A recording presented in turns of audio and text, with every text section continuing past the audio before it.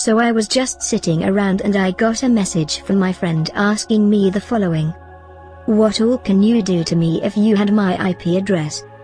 And I explained to her the fact I could hypothetically do the following. A. DDoS her, which is a relatively harmless attack. B. Gain a rough estimate of her location such as country, state and city. And the fact that in a hypothetical situation this could assist me in tracking her down. And I just want to put out a disclaimer right now, as dumb as I basically implied that she was by what I say to her in this video, I only mean in a tech kind of way, and it's not really a bad thing. She knows a lot better now. What is bad, however, is how dumb the guy who has been harassing her has been. Moving on. She told me that her ex is her IP address and that he's been trying to blackmail her with it and that she doesn't know what to do.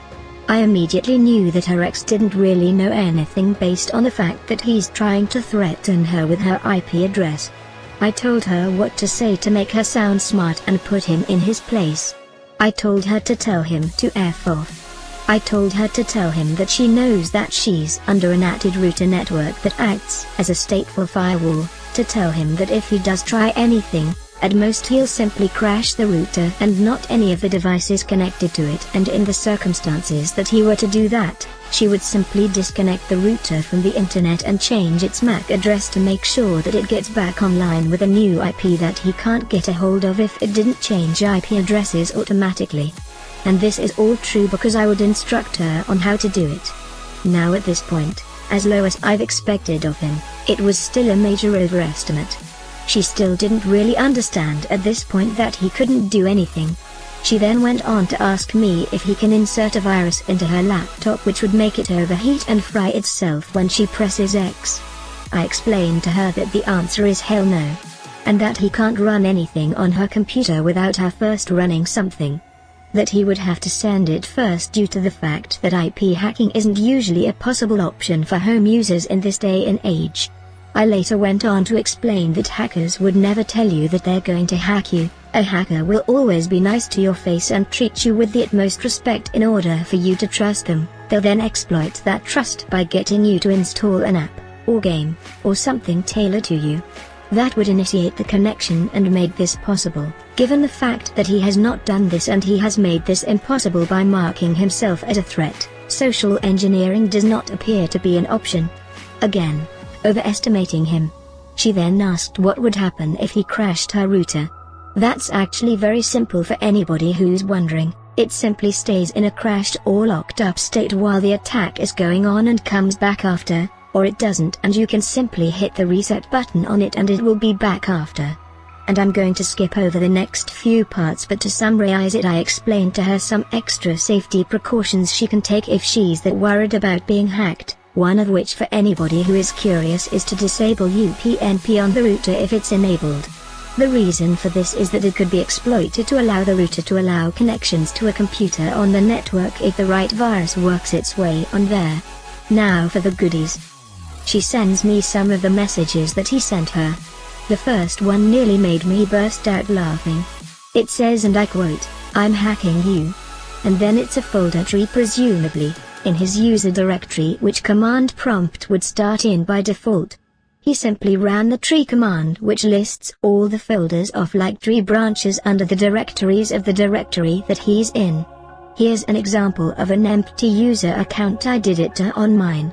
He then sent her random code and pretended he was using it to hack her. At first I thought maybe he was a little tiny bit skilled at this and wrote them himself. I decided to do a little bit of googling and surprise, no surprise, he copied and pasted.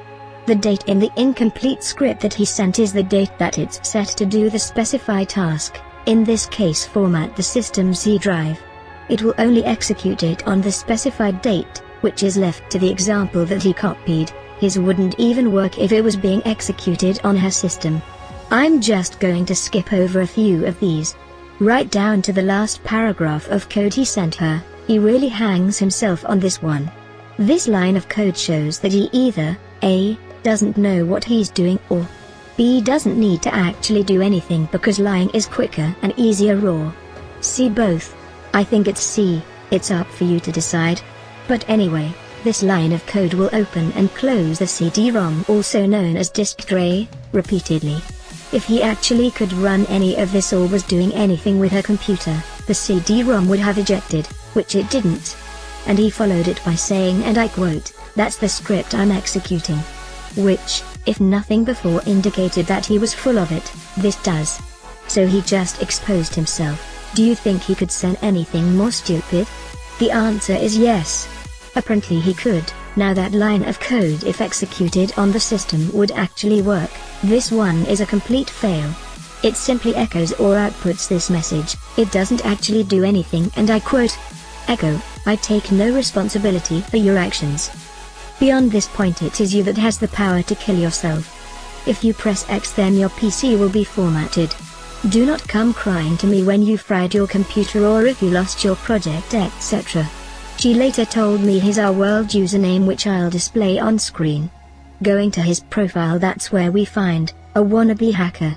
His biography starts off by saying, and I quote, "I am not a person you would want to meet."